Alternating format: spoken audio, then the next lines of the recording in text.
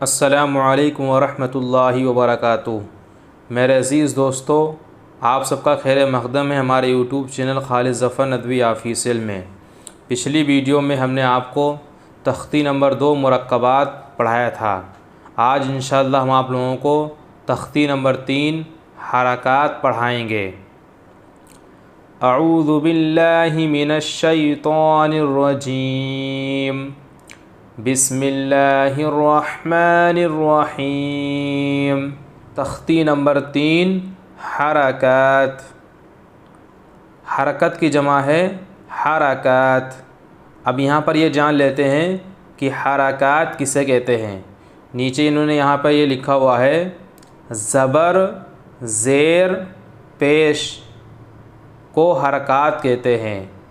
ज़बर ज़ेर पेश को हरकत कहते हैं।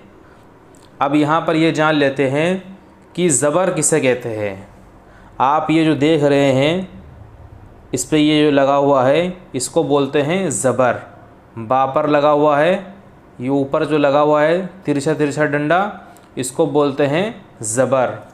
और ज़ेर किसे कहते हैं वो भी जान लेते हैं। अगर यही डंडा नीचे लगा होगा इस तरीके से, हा के नीचे ये देखो डंडा लगा हुआ तिरछा, इसको बोलते हैं ज़ेर। सीन के नीचे लगा हुआ है तो इसको बोलते हैं ज़ेर। अगर यही ऊपर लगा हो तो इसको बोलते हैं ज़बर। और पेश किसे कहते हैं, ये देखिए बा के ऊपर जो बना हुआ है इस तरीके से वाव, इसको बोलते हैं पेश। ता के ऊपर लगा हुआ है तो इसको बोलते हैं पेश।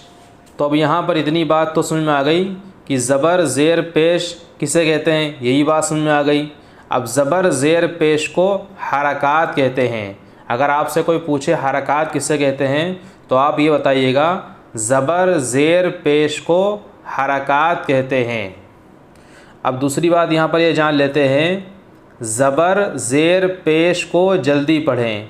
यानी जो ज़बर होगा और ज़ेर होगा और पेश होगा, यानी जिस हर्फ के ऊपर ज़बर आएगा, जिस हर्फ के ऊपर ज़ेर आएगी और जिस हर्फ के ऊपर पेश आएगा, उनको भी जल्दी पढ़ेंगे। ज़बर ज़ेर पेश को जल्दी पढ़ें, थोड़ा भी ना खींचें। यानी ज़बर ज़ेर पेश को जल्दी पढ़ें, थोड़ा भी ना खींचें। ये ज़बर ज़ेर पेश थोड़ा भी खींचा नहीं जाएंगे। अब तीसरी बात हम लोग यहाँ पर ये जान लेते हैं, अलिफ़ हमेशा खाली होता है। अलिफ़ हमेशा खाली होता है। जो अलिफ़ खाली ना हो वो हमज़ा है। अब ये बात समझ लेते हैं। आप ये जो देख रहे हैं ये बना हुआ है अलिफ़, ये बना हुआ है अलिफ़। पीछे भी हम तख्ती नंबर 1 मुफ़रदात में पढ़ चुके हैं, अलिफ़ और बा। ये अगर तनहा हो, सिंगल हो, कुछ भी इसके ऊपर ना नीचे कहीं भी कुछ भी ना लगा हो तो इसको अलिफ़ पढ़ेंगे। यानी अगर हम इसको ये हटा देते हैं इस तरीके से तो ये हो जाएगा अलिफ़। ऊपर लिखा हुआ है कि अलिफ़ हमेशा खाली होता है। यानी जिस अलिफ़ के ऊपर ना ज़बर आएगा, ना ज़ेर आएगा, ना पेश आएगा, ना जज़म आएगा, कुछ भी नहीं आएगा, तो वो होगा सिर्फ़ अलिफ़, वो होगा अलिफ़। अगर उसी अलिफ़ के ऊपर, यानी जो अलिफ़ खाली ना हो वो हमज़ा है, यानी जिस अलिफ़ के ऊपर ज़बर आ जाए, ज़ेर आ जाए या पेश आ जाए, जज़म आ जाए, तो वो फिर अलिफ़ नहीं रहेगा बल्कि उसको हमज़ा पढ़ेंगे। अब यहाँ पर अलिफ़ के ऊपर ज़बर आया है तो इसको अब यहाँ पर जो है हम लोग अलिफ़ नहीं पढ़ेंगे बल्कि जो है हमज़ा पढ़ेंगे। अब चौथी बात जान लेते हैं, ज़बर की आवाज़ ऊपर को उठती है। जब हम इसके ऊपर, जिस हर्फ़ के ऊपर ज़बर लगा होगा, हम उस वाले हर्फ़ को पढ़ेंगे तो उसकी आवाज़ जो है ऊपर उठ रही होगी, नीचे नहीं जाएगी। ज़ेर की आवाज़ नीचे को जाती है और पेश की आवाज़ सामने को जाती है। लेकिन ज़बर, क्योंकि हम यहाँ पर ज़बर की बहस पढ़ रहे हैं, ज़बर वाला लेसन पढ़ रहे हैं, तो यहाँ पर ज़बर में आवाज़ जो है वो ऊपर उठती है। तो अब यहाँ पर ये बात आपके समझ में आ गई होगी इतनी। ये जो उर्दू में 2 लाइनें लिखी हुई हैं ये आपको याद करना है और समझकर याद करना है। देखो हमने भी इसको याद किया है और जिस मदरसे में हम पढ़ाते हैं वहाँ भी बच्चों को ये हम याद करवाते हैं। तो इसलिए आप लोगों को ये दो लाइनें जो है याद करना है। ज़बर ज़ेर पेश को हरकत कहते हैं। ज़बर ज़ेर पेश को जल्दी पढ़ें, थोड़ा भी ना खींचें। अलिफ़ हमेशा खाली होता है। जो अलिफ खाली ना हो वो हमज़ा है। ज़बर की आवाज़ ऊपर को उठती है। अगर आप ये उर्दू में ना पढ़ पाएँ तो इंशाअल्लाह हम इसी को हिंदी में वीडियो के डिस्क्रिप्शन में लिख देंगे, आप वहाँ पर जाकर जो है इसको याद कर लीजिएगा देख के। अब यहाँ से हम लोग पढ़ते हैं हमज़ा ज़बर आ। अब यहाँ पर हमने ये पढ़ा कि ज़बर ज़ेर पेश को जल्दी पढ़ें, थोड़ा भी ना खींचे, तो इसलिए बिल्कुल खींचना भी नहीं चाहिए और झटका भी नहीं लगेगा। झटका इस तरीके से हमज़ा ज़बर आ तो ये झटका हो गया, बा ज़बर बा तो ये झटका हो गया। झटका नहीं लगना है और खींचना भी नहीं है।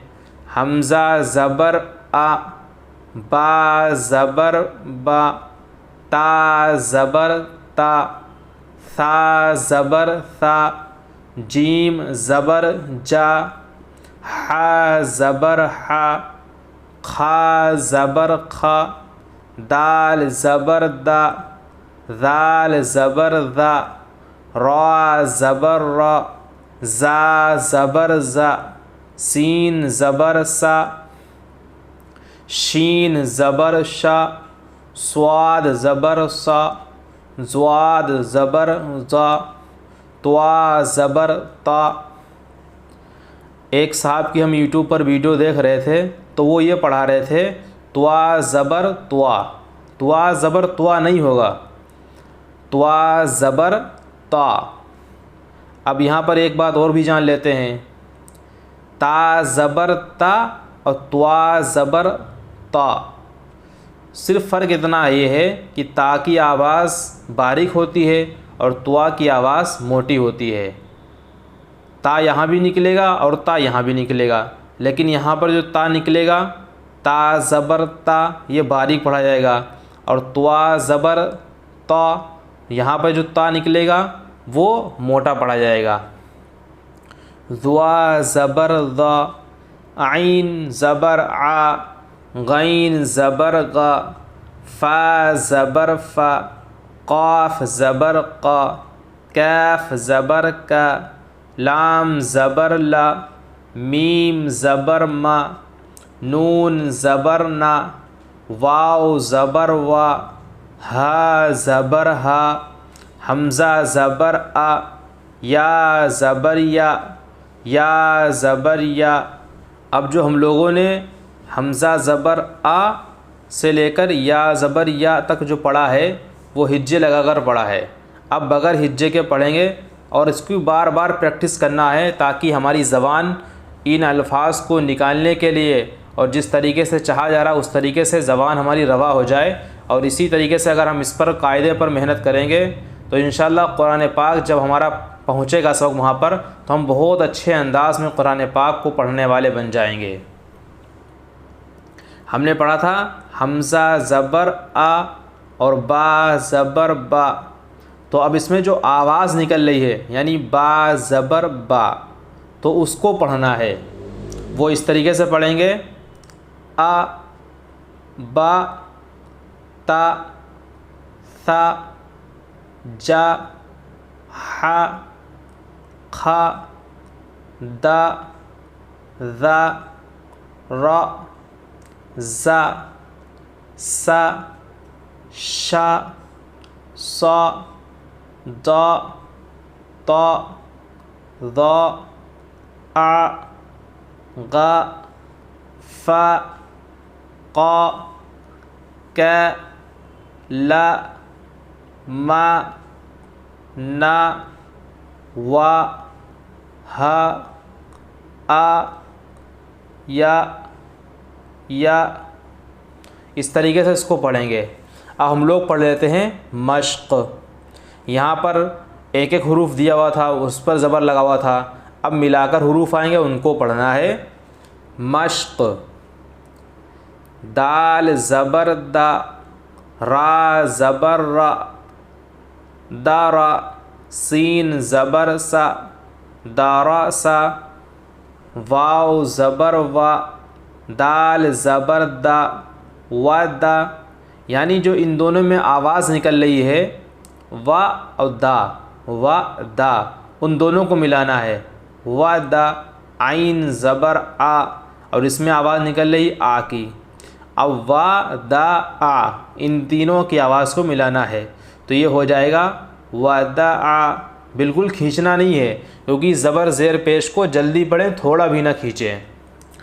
आइन ज़बर आ, बा ज़बर बा अब, दाल ज़बर दा आबदा, काफ ज़बर का, सीन ज़बर सा कसा, बा ज़बर बा कसबा, दाल ज़बर दा, खा ज़बर खा दखा, लाम ज़बर ला दखला, बा ज़बर बा, लाम ज़बर ला बाला, गैन ज़बर गा बालागा, वाव ज़बर वा, जीम ज़बर जा वजा, दाल ज़बर दा वजदा, सीन ज़बर सा, जीम ज़बर जा सजा, दाल ज़बर दा सजदा।